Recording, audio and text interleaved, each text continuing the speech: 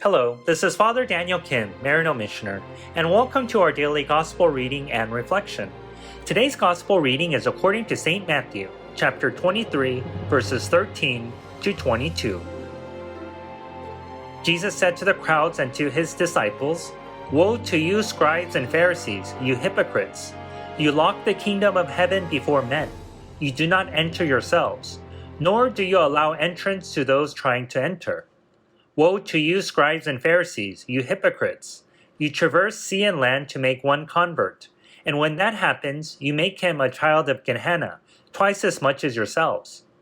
Woe to you, blind guides, who say, 'If one swears by the temple, it means nothing. But if one swears by the gold of the temple, one is obligated.'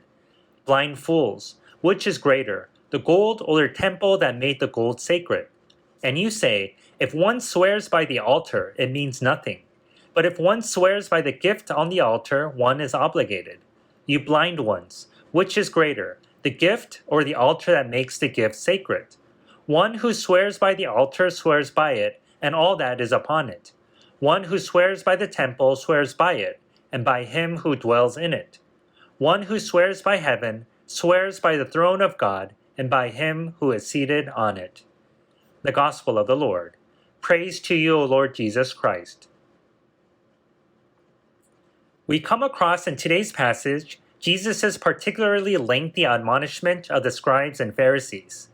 This isn't to point out that all scribes and Pharisees were bad people. However, the contextual reason for this passage in Matthew's Gospel is primarily to underscore the conflict between Pharisaic Judaism and the Matthean community during the time this Gospel was written. With the formation of a novel religion, that is Christianity, tied to Jewish roots, there was a lot of tension simmering between the old guard and the vanguard adherents, which converged on an official level during the Council of Jerusalem around the year 50 AD. And fortunate for us, it was decided that Christianity should be open to all, especially Gentiles, that is, non-Jews. However, as we know, the takeaway spiritual message from this particular passage is Jesus' call to action to live authentically as possible, so that our hearts and behaviors complement each other. Moreover, duplicity and feigned righteousness is a culprit that causes us to suffer, not so much the sin itself. Not only does this juggling act sap us of precious energy that can be used much more constructively, but being disingenuous runs a risk of being delusional, thus further alienating ourselves from reality where God dwells.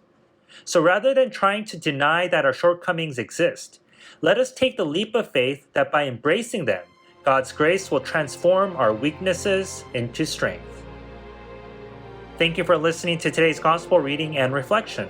Please be sure to tune in again tomorrow. Have a blessed and wonderful day. If you enjoyed today's Gospel reading and reflection, please make sure that you subscribe wherever you're listening to podcasts.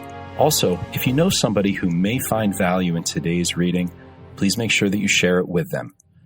To learn more about how you can support the work that Maryknoll does around the world, please visit us at maryknollsociety.org.